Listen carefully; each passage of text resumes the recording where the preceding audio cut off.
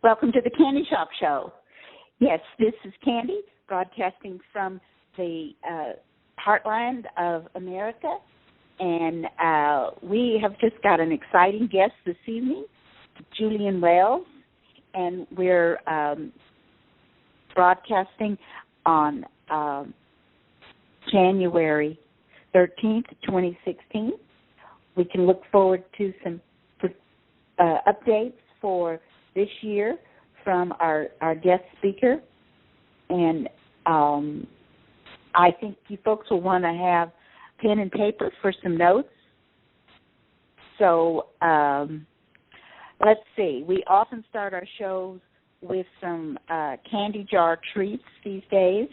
The Candy Shop Show is part of the Diamond Network, and we just share sweet spiritual and current event treats for folks to share. Want to make this a little bit short tonight. We are still encouraging people to meditate and meditate longer than you usually do for 2016. We are trying to join in with the Cobra group to meditate on Sundays in the Midwest. That would be from 1 o'clock to 1:10, and the Pacific Coast, that'd be from 11 to 11:10 a.m. on Sundays, as we meditate and set our intentions specifically for disclosure and the event. So it's coming on, and we all are part of getting the groundwork laid so that we can embrace our Pleiadian brothers and sisters. This is show number 354 for those who want to listen to it on the Diamond Network and tell your friends about it even before we get it up on YouTube. The direct YouTube channel is Diamonds Forever channel. So, of course, the stock market just was crashing and crashing, and isn't it interesting that the Powerball tonight is $1.5 billion. So the financial situation is getting a real shake-up as we see the price of oil dropping below $30 a barrel and the stock market going down, getting things set up and ready for the financial change. Well, that's it for the candy jar treats, and I'd like to welcome my guest speaker, Julian Wells. How's it going out in Washington State? It's going great. Thank you for inviting me on the show today. Oh, thank you. I think most of our listeners know that something about your work and that you do a lot of bilocating and communicating with the Pleiadians.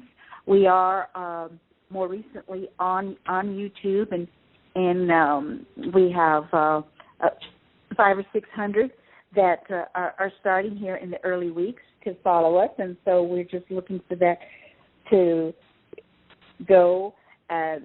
We know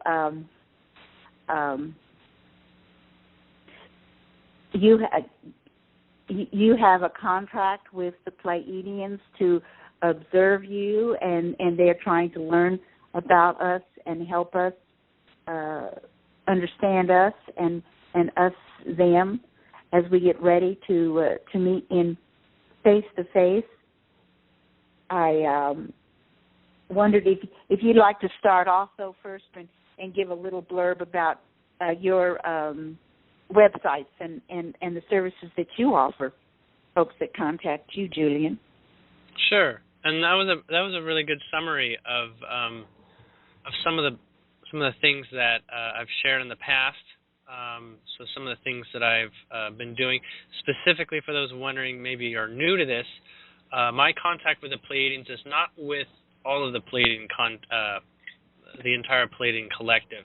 It is with actually a specific ship that is basically like a science vessel type ship that is in our solar system and basically gathers as much information about social media, television, basically anything that they can grab off our internet and our television and radio waves, and they basically sort through that data and share that with other galactic races that are here in our solar system that are paying attention to Earth and that are trying to work with us. So they're sort of like a listening post of sorts, but at the same time they have a lot of really brilliant Pleiadians at multiple levels of, we'll just say, enlightenment that are on the ship, and I've had lots of engagements with them in the past. It's become a little less frequent as I'm off on other sorts of adventures of a similar nature. But for the most part, they do follow me around in my life, and they do sometimes leave comments in my thoughts. And they tend to try not to interfere unless I'm calling to talk with them, or if I visualize myself towards their ship. But when I visualize myself towards the ship, it is a form of bilocation. I mean, I guess it's different for everyone. I'm starting to learn bilocation. There's no exact way that it happens. And in my case, I created a support mechanism to help me feel more visceral as I observe those on the ship. Literally, at first I could see the corridors, I could see the faces, but I actually had an individual Pleiadian manifest there, was born already of age, not exactly a clone, but is considered my human avatar. So this one starts to channel me when I visit, if that makes sense. It's kind of like a reverse channeling.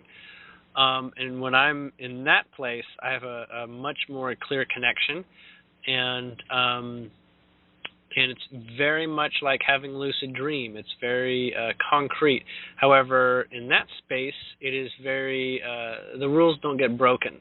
For instance, like in a dream, you can like decide to fly and do different things. They have consistent rules of density like we have here. Anyhow. Regarding how to find me, my website, julianwells.com, is probably the best way to get any updates. And my name spelled Julian is with an E, so it's JULIENWELLS. And you can find me on Facebook. I have a Facebook group called Julian Wells Public Facebook Group.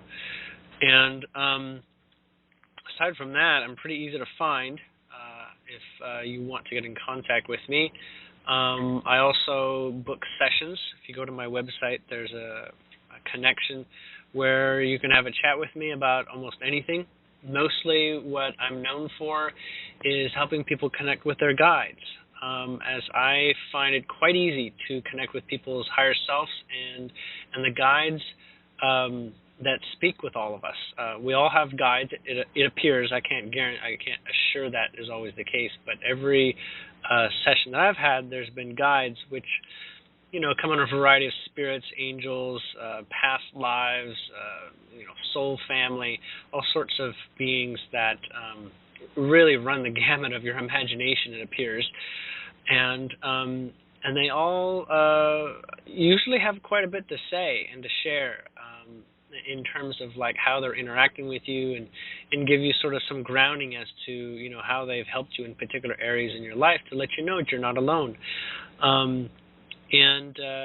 Aside from that, obviously I can speak with that Pleiadian group.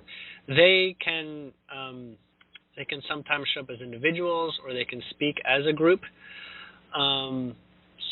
And I've done that. Well, that sounds wonderful, Julian. All those things, and I think that you might be right that they're not.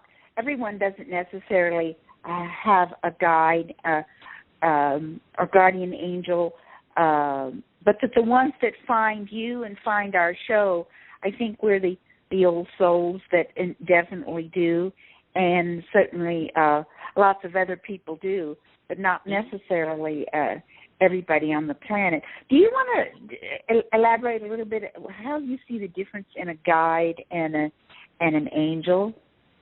Well, angels can be both guides and independent, where they're not your guide specifically. Most guides, by definition, that I've received and intuited is basically someone who's shown up to support you in your life.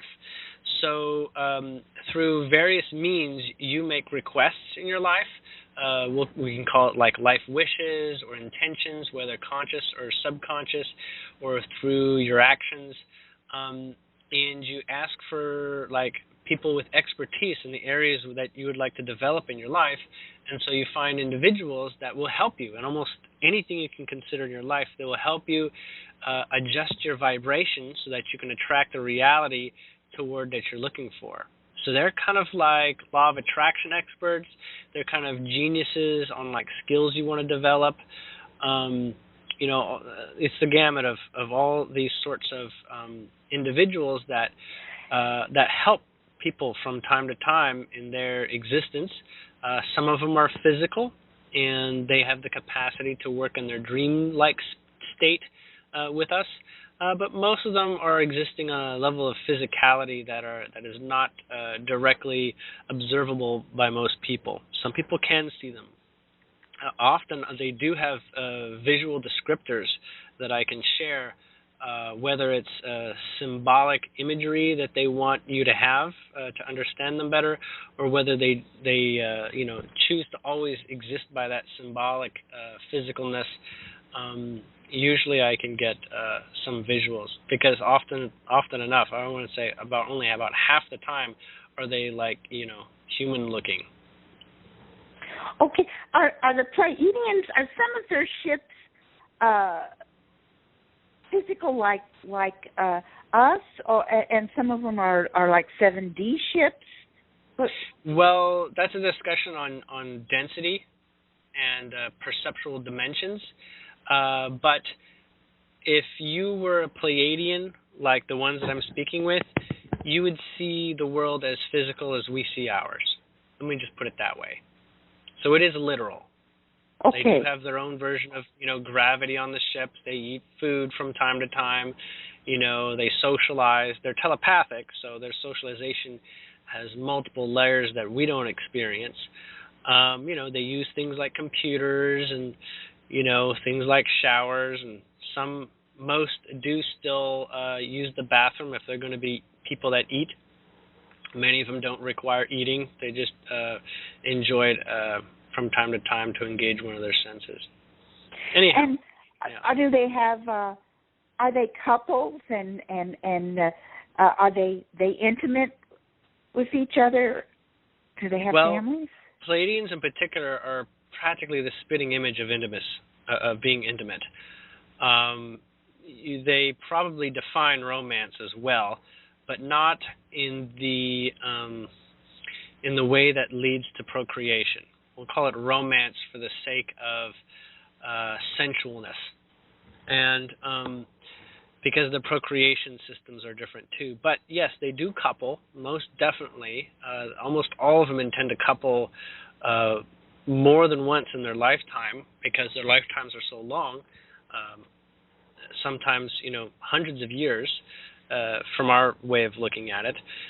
And many of them have multiple partner, like we'll say groupings of partners that are close together. The definition of partner is not the same that we have, because there is sexual intimacy that we know, that we often say that's the drawing line of saying you have a partner. But for them, sexual intimacy is not required. There's many, many layers of subtlety between a kiss and a sexual experience that they really overwhelm their lives together with. So between this idea of having a partner and things being exclusive, we'll just say things tend to not be so exclusive. But in a couple Pleiadian planets or subcultures, it is very human-like. It is very, partnerships are exclusive and lifelong.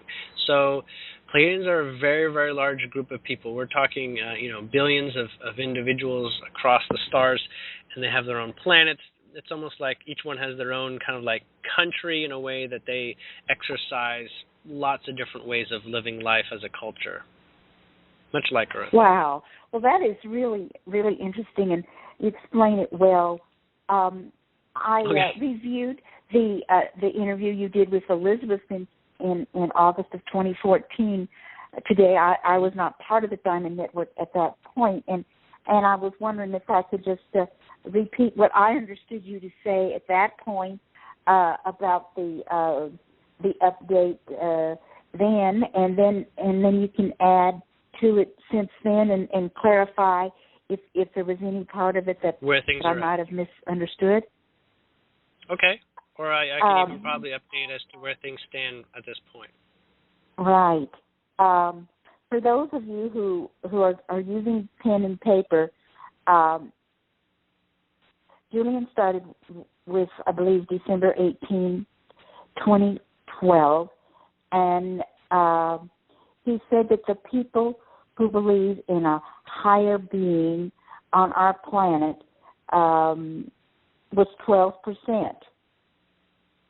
And then December 21st, it jumped to 14%. And that kind of, it seems like that the winter solstice is a very important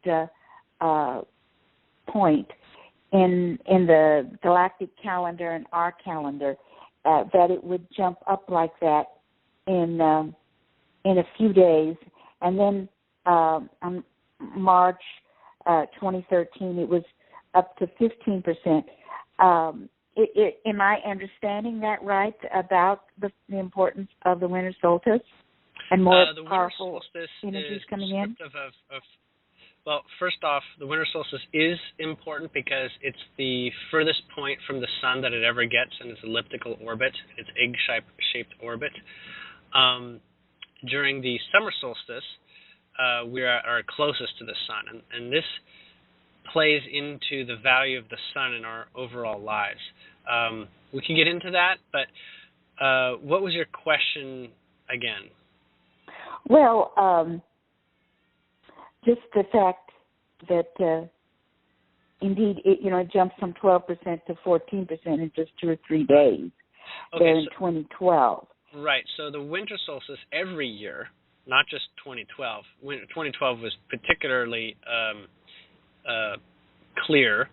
It's the way in which you are further from the sun. It affects the energy that you have available in terms of your inner guidance.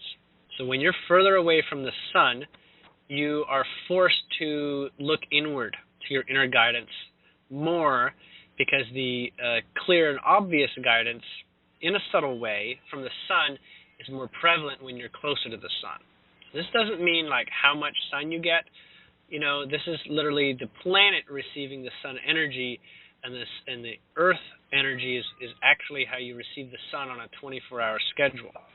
So as the earth is healing, you get healed. So essentially, we live vicariously of the sun through the earth. So the earth is kind of like our mother, and the sun is kind of like the father of the mother in a way. Right. So and when it comes of course, these shows that I do on Wednesday nights for 3 or 4 years, we just focused on the Owaspy revelations that came through the ancient astronaut UFO Bible in 1881, and in that Bible it explains all about how the sun is not hot, that our heat does not come from the sun, and I was pleased, that you affirm that concept in some of your talks and explanations about the energy and the living being that the sun is. Yes. I love the sun more than I ever have. As it turns out, the sun is one of my direct guides. Gaia is what I call the earth, is also one of my guides. And one of my newer guides is Logos, which is the all-encompassing void of space that contains all suns and planets and whatnot. And I've gotten some really clear, detailed downloads.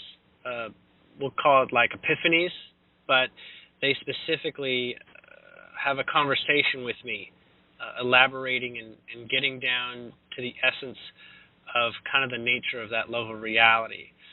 Mind you, I don't necessarily call on my guides exactly. They are just on their own schedule and bring things up. So a lot of the times that I get insight, it's very spontaneous, and I'm not, I don't schedule it or anything. Right. Well, it was encouraging here what you shared in the past about after March 2013 when we were at 15%, then December 21st, 2013 we were at 18%, and then in June we were at 21%. Finally, globally, people were learning to understand that there is a higher being and that our soul is not separate from God, and it was very encouraging. And then you broke it down to areas on the planet that I'd like to go into. But go ahead. What did you say about this update and about how humans are understanding things and their relationship with the higher being since June 2014? So, mind you, this information was provided directly by the Pleiadians. So actually, I need to check in with them. So, right. I did not fully realize. Let's stop and you pulled the Pleiadians in. We welcome them to our show tonight. They certainly come many Wednesdays, and I'd like to say the law of one as we're getting ready for this portion of our show tonight. And if my listeners here and later on YouTube would take a moment to pause as we consider that we are all one, and when one is harmed, all are harmed. When one is helped and loved, all are helped and loved. And in the name of I am, and my name is I am, I ask for the highest good of all concerned in the matters brought forward tonight and in the work to reunite humanity with our star brothers and sisters throughout all time and space. And we know the highest good for all will take place, and we give thanks that it is so. And so it is. Okay, who do we have come in to share with us, Julian? Well, I'm being told to share a couple things from them as a collective versus an individual immediately. So they want us to know that they have been that the level of detail that they have towards the kind of data that I brought forward that other time has, let's just say it's grown from there in terms of its complexity and its succinctness on all sorts of subjects related to the awakening of those on the planet. So we'll have to word our questions very carefully with regards to exactly what part of the data set we'd like to hear. Does that make sense? Okay.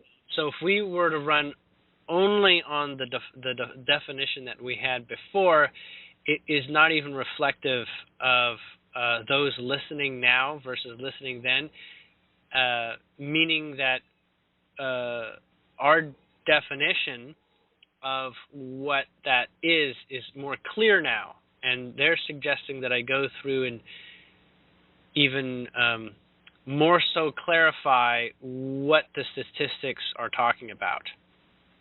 Well, I know you also talked about hopefulness and that humanity overall, before 9/11, 2001, we were 28% hopeful. After that, only 12%. And that we would have had a disaster if we had fallen into despair at the level of 10%, and that the New World Order would have taken over, and it would have been bad news. But we did maintain there was enough light, and so this hopefulness, can we say how from, yeah, we can talk about that specifically. From 12%, where are we now for hopefulness? Many people in America are not going to probably believe this, is what I'm being told first. Hopefulness is actually at 54%. Now, they're going to explain that. Hopefulness is actually a measure of giving up, mind you.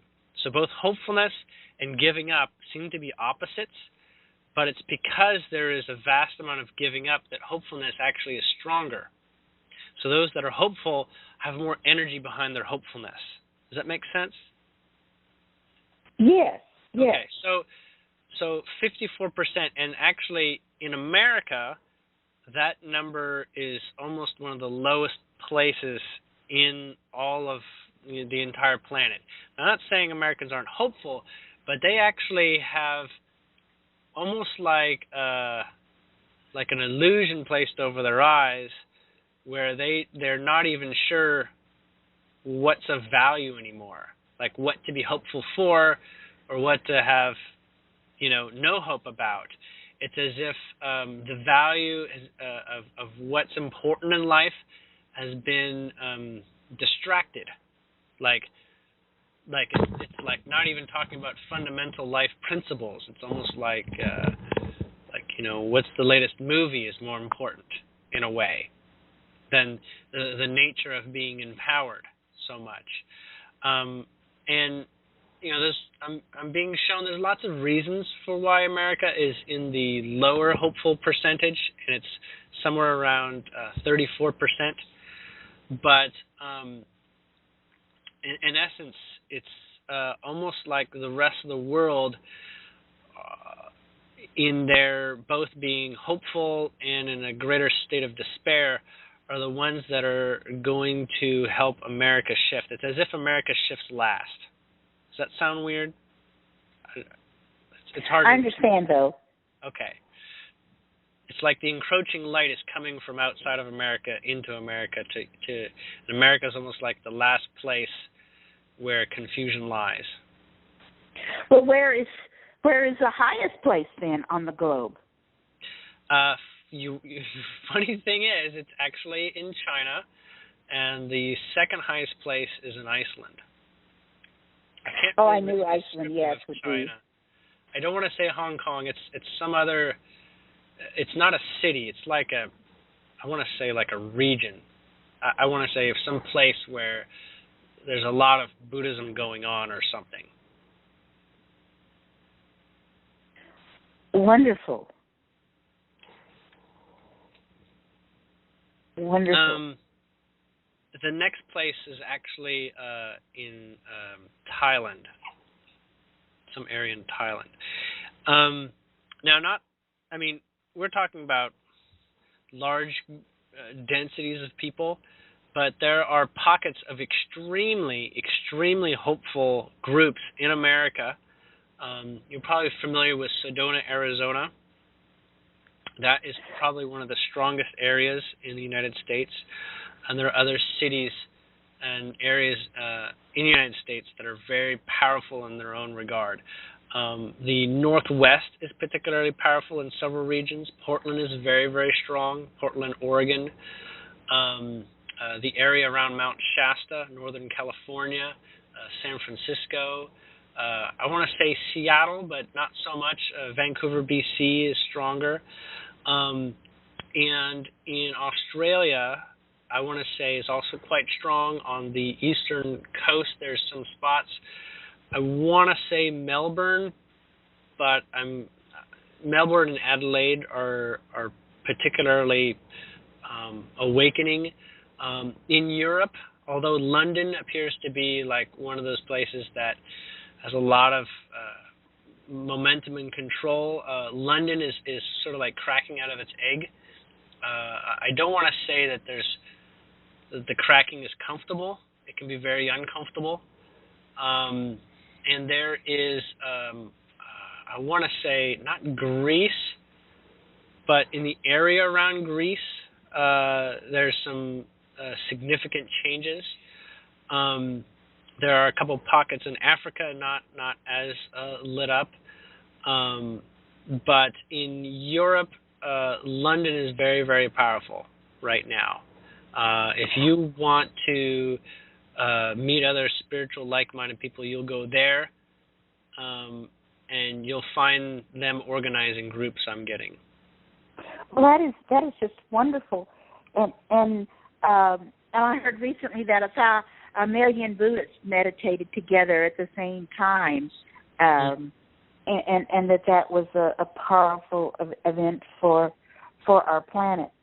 Okay, yeah. Well, now you talked about this hopefulness, and that the fact that the energy is getting better, and this do we want to go back to the 21% about understanding God, or is that a concept that we can't really finish for the There's update? Been so many phases since then, like major, you could even call it astrological alignments, and so the game, in a way, being shown is almost so different. It's really hard to make comparisons. It's as if we really are in a different world at this point. I know a lot of people. Well, that is wonderful. I mean, we've all been working so hard to meditate and connect with our star brothers and sisters, and the Syrians and the Andromedans and the Raw groups. So and many of them have been on the Candy Shop shows and the Diamond shows.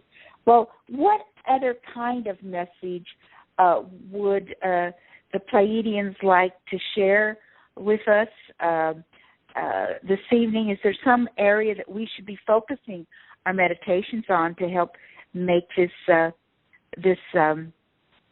disclosure take place smoothly? We're going to speak with a Pleiadian named Braden. He is he's a Pleiadian warrior, but not like, the combat kind of warrior. He's basically extremely courageous, and he is a staple for Pleiadians describing courage. And he wants to talk just a little bit about that, and that will come to a point, I'm understanding, that will answer your question as to what we can do a little bit more and give focus to in our meditations. Just give me a little bit here to feel him out. I'm not going to channel him. I'm just going to just make sure I do my best to get across what I'm seeing and what I'm feeling from him. Yes, and what does he look like, and what kind of garb does he wear? He reminds me of Russell Crowe in the Gladiator movie. Okay. So short, black hair. He's got a fairly intense gaze. He doesn't have a beard, though, but he is, muscular and really doesn't look like a pushover. We'll just say that.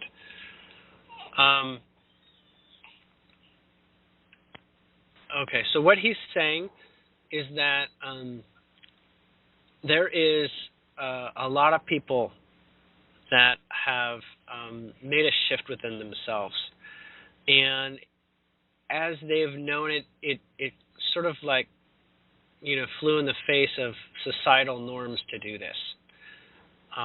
So they're making changes in themselves, they're having epiphanies, they're basically following a greater path towards love, whether they thought it was love or not, but this place where they wanted greater freedom, where they wanted to feel like they owned their life more. This is on par with what courage is. And he wants to describe a little bit more how he defines courage, standing out as his own version and example of it, because apparently that is what is going to be easier to do this year than we've ever seen before. So how he's describing courage is this place where your mind and your heart are two different things. They are part of the same thing, but your heart is like the energy that comes from your soul that gives you the breath of life. And your mind is the individual with the five senses looking at this life and making a determination of what it sees. So it's like the interpreter of reality is the mind. Now, normally, the interpreter of the mind makes decisions and conclusions. This is important so that you can see a color and see a shape and call it like a green bean or like a carrot and make determinations based off of adding multiple senses together and sort of clarifying. So the mind's job is to actually make deductions. And there's a point at which the deductions that the human race overall, they've made more deductions than necessary, is what it's really come down to.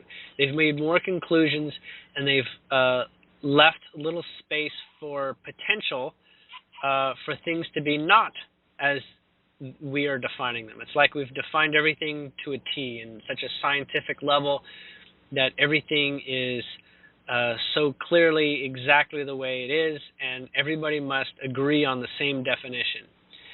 Everyone agreeing on the same definition, as in everybody's mind have a consensus idea, it does create consistency, as in things don't change when everybody is adding their energy to believe something is the way it is. But what's been happening is that people have been taking their sovereignty. And the truth of sovereignty, according to him, is that you actually get to decide everything about your reality. So this is rearranging your beliefs. This is rearranging how you understand things. And fundamentally, there's no reason to do that, except that how you look at something is both a limit and an advantage. Just like, you know, a car's useful, and it also creates pollution. There's like, pros and cons. Well, everybody's agreed on a great many things, and the pros and the cons need to be individualized. Like for me, for instance, I don't need a pollution-free car. I just need a car and to not focus on the pollution. Others, they do focus on the pollution. So having a pollution-building car is going to create a reality where pollution is more of an issue for them. So they'll go get an electric car, and they'll be absolved of those concerns. Now, with regards to looking at the world as a consensus form of reality, this is this idea that everyone needs to agree that electric cars are better than gas-guzzling cars. And that's not entirely true. All you need to do is not focus on the problems, if that makes sense. And everyone who does focus on the problems is trying to get everyone else to agree that the problems are important. But in fact, reality is a product of whatever you focus on, quite literally. If you spend a great deal of time by yourself without anyone else around you to tell you what is and what isn't, you would begin to actually manifest a world that can be quite like a fantasy, like in the Jungle Book, for instance. But when everybody is trying to agree on what's good and what's right, it takes people to stand up and say what's right. And that's why there is this element of defiance of things that don't feel right, and people get together and they say, don't harm animals, let's stop pollution, global warming, all these things. They are fundamentally in the right direction. But in the end, Braden is saying that you don't need to gather in groups. You don't need anyone but yourself. because fundamentally, as you change, you move to a reality where everybody else is keeping up with you or only one step behind you. So the process of awakening may look like we're awakening each other, but fundamentally, each person listening here is like the most evolved person they know in their circle of friends and in their life. And everyone is following along, mimicking you, whether you talk with them or not. It's literally as if you have the courage to be you and love what matters to you and give focus to what matters to you. And I don't say matters like focus on it because there's a problem and therefore it matters. I mean matters as in it makes you feel good to give attention to it. Like you want to live. Absolutely, life. Julian. And we have been talking about these things on these shows the last few years. I have a certain group of friends that are coming along and joining the shows, but I have other friends and relatives who don't know really, who haven't come to the shows, but their lives are getting better. It's I don't know, it's like my unseen example, and I talk on the shows here about the importance of writing down what you're focusing on, that it really helps to meditate and write down. And so like I have now passed 900 items that I have focused on for myself and for the world and those around me, and it's just fabulous, the things that I set my intentions to manifest, and that 98% of those things have already manifested.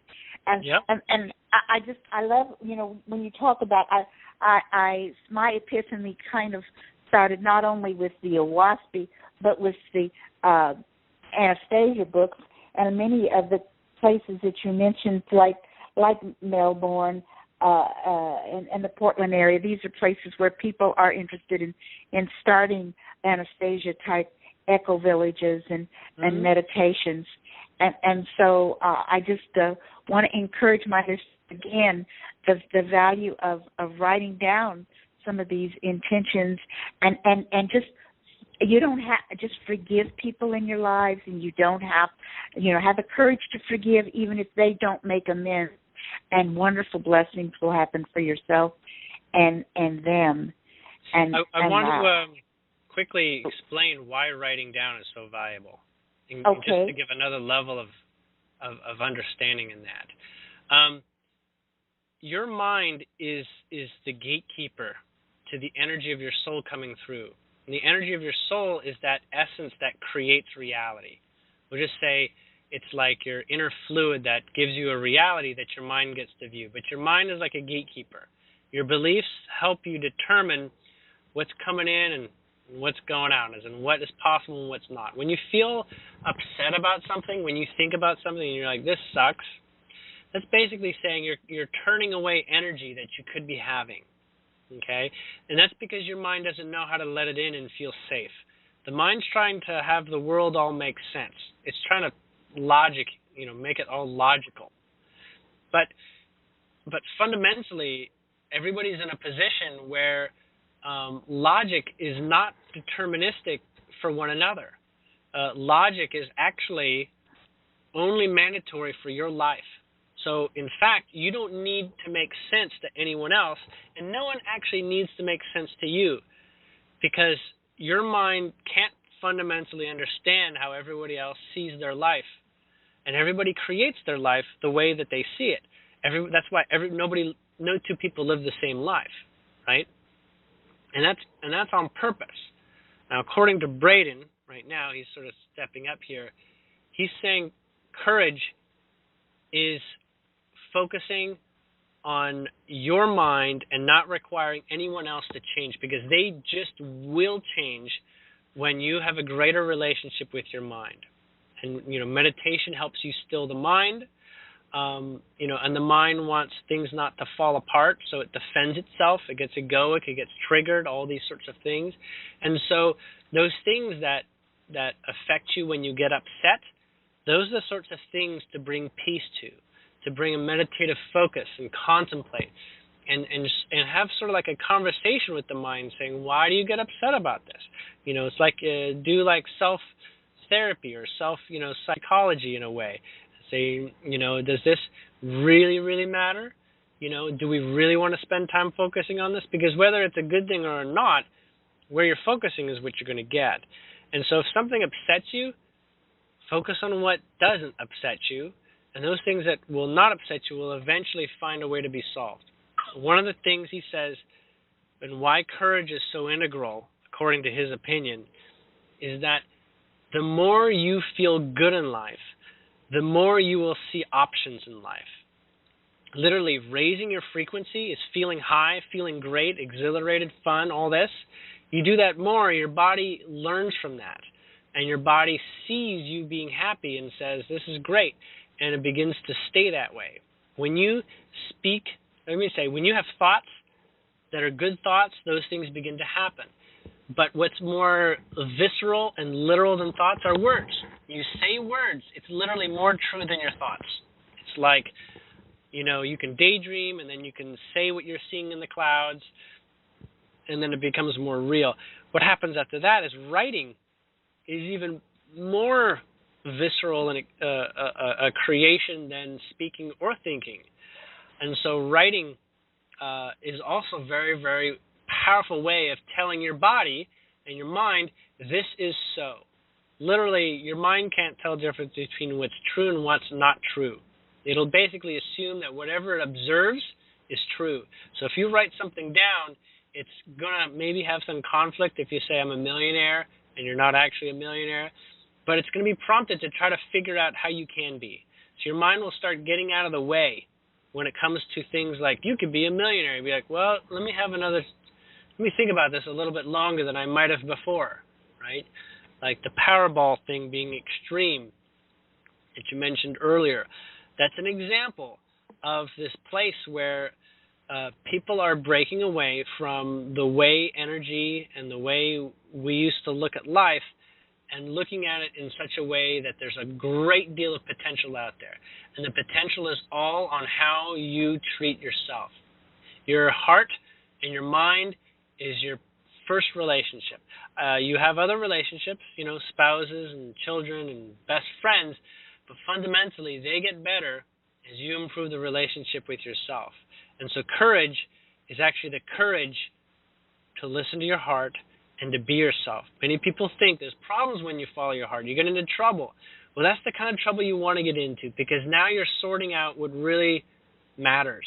You're sorting out, hey, you know what? I got in trouble. It turns out that I learned about something that I was focusing on my whole life just because I believed it, and I found out I don't have to focus on it.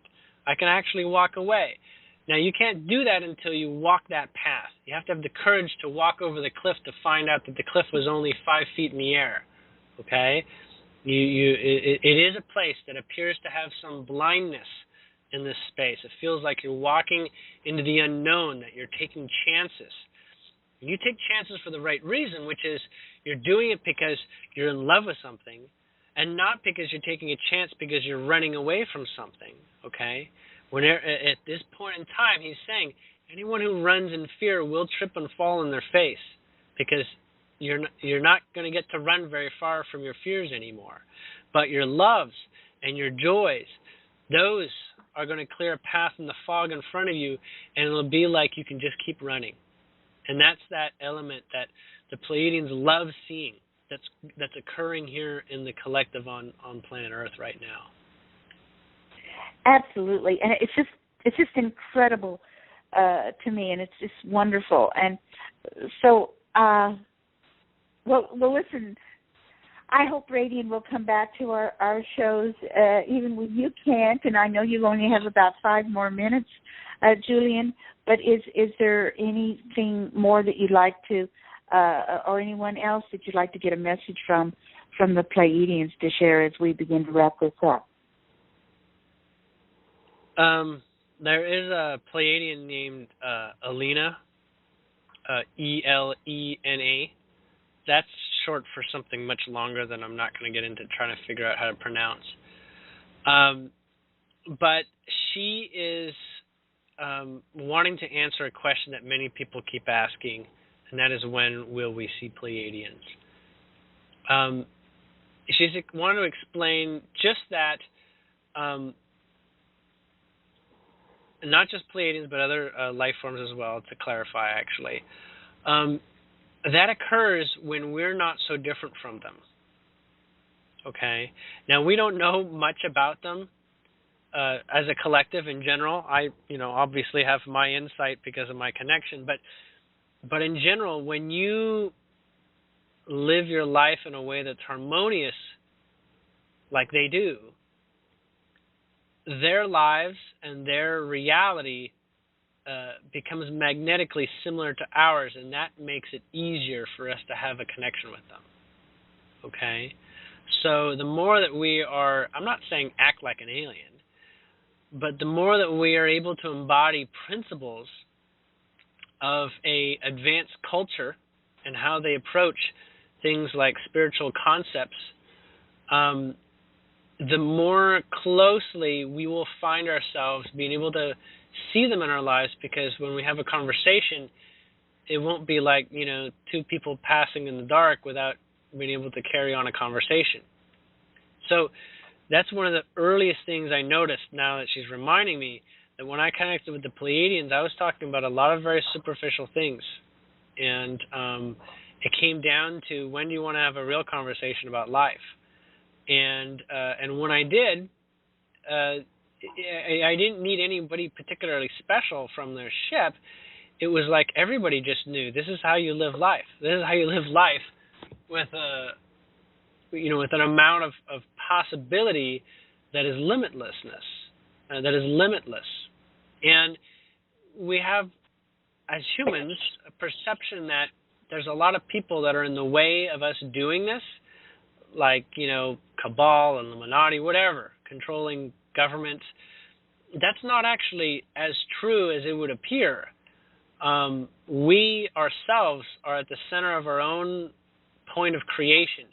And although we may not know how to change how a government might work, as we change, the government will reflect the change that we see in ourselves. It's like we really don't need to hold anybody to any promises, to anything that they say, because if we do, then we're requiring them to do that. When in fact, we don't require anyone to do anything for us. We just need to have the courage to be ourselves, and the entire world would literally shift into a heaven as heavenly as we understand our heavenly nature. That's what Alina says. Beautifully said. Beautiful. Beautiful. But I do got to go. I have a newborn here as of 2 days ago that I'd like to give some attention to. Congratulations on the new one. And, thank you. And I have dozens more questions, as do my guests, but we will let you go and look forward to the next time you can return to the Candy Shop Show. No problem. I love it. Let's not let it be too long, too far away. Okay. I want to say congratulations on your new baby, Julian and Jennifer. And I want to get a hold of you guys tomorrow. I want to get your address. I want to send the baby a baby gift. Okay? Oh, well, we'll share messages and help that move along. Thank you, you two. Thank you, Julian. And enjoy your new year. Thanks, Jennifer. Bye. We will. We are to continue the show for a few minutes, but gosh, let's see. I want to.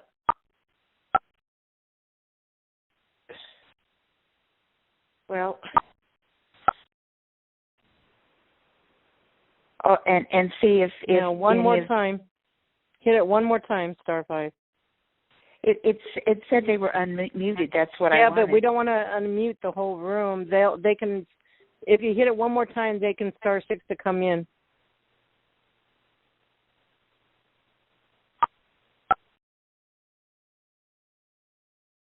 There you go. There you go. Okay.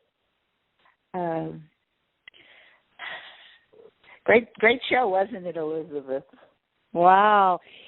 I noticed that Courage was saying the same thing the Galactics came in and said on Monday, It's such in different words, Yes.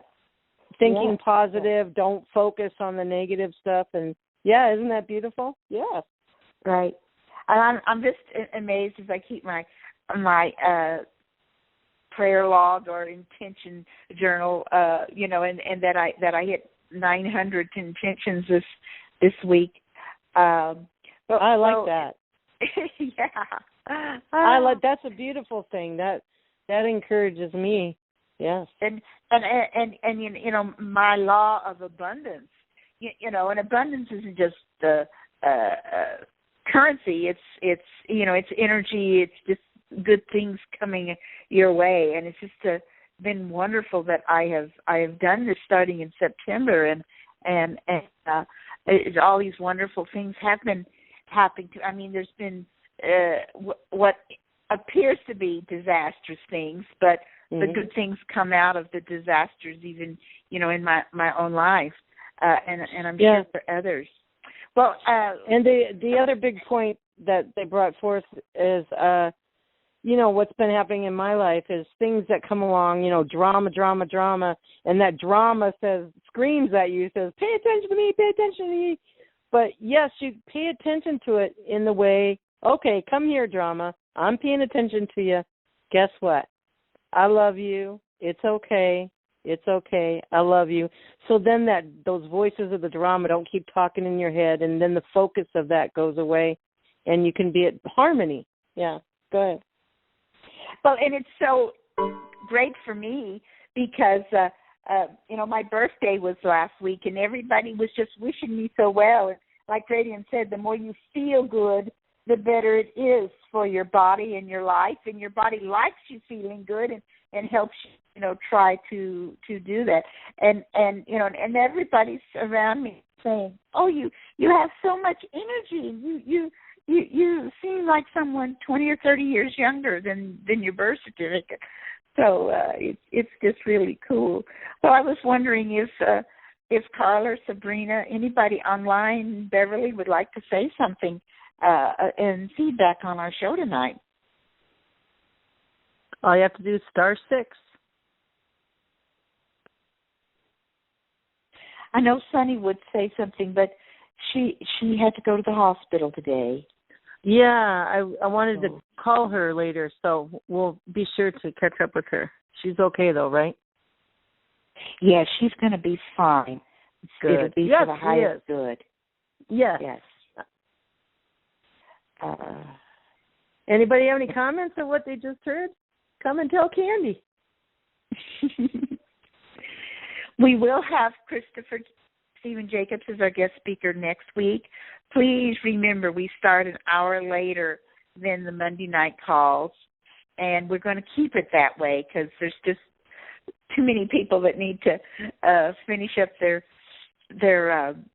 we have quite a few people from the West Coast, and they need to get home from work. They need to feed their families and things, and so we start an hour later on Wednesdays. And but Christopher will be on Elizabeth's show on Monday. Tomorrow night, come back at an hour earlier than tonight to hear Cynthia. And do pass our YouTube videos around to folks. And remember, it's diamondsforever31.blogspot.com to get the latest from Benjamin Fulford and everyone. Is there someone else that would like to make a quick comment this evening or question? Elizabeth, was there any more of a commercial you wanted to share? No, you covered it. I noticed Julian lives in the same place Misty does. We'll have to let her know that. Maybe she can go meet him. Right. Well, if anybody has questions or suggestions on guests or anything for me, my email is key2truth@yahoo.com. That's the digit 2, key2truth@yahoo.com. Would love to hear a shout-out from those here and those that listen later on the YouTube channel. And we just appreciate this. You know, our goal is initially to have at least 24 on every call, because that's a powerful energy number, and then we'll just be growing and growing. And remember, what we've heard tonight. Alina, the Pleiadian, said that when will we see them? That's when we are not so different from them, that we connect magnetically with them, and that we follow the principles of an advanced culture. And maybe, maybe we need to brush up on our own telepathy skills. So that's the thought from tonight. Thank you all for joining the Candy Shop Show. It's a wrap.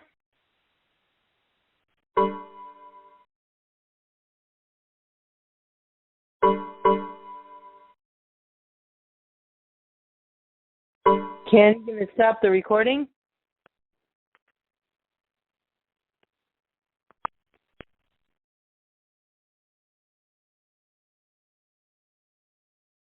Okay, Candy, that's good. Candy forgot to stop the recording. I'll stop it. Okay, love you guys. Are you looking for healing or a change in your life to help you enjoy it more fully? You might benefit from a galactic energy reading and clearing from Chris Jacobs. Chris will work with you on a soul level to clear unseen negative influences, implants, programs, contracts, and energetic blocks. Chris Jacobs is a gifted energy healer. Contact him today at ChristopherStephenJacobs@gmail.com.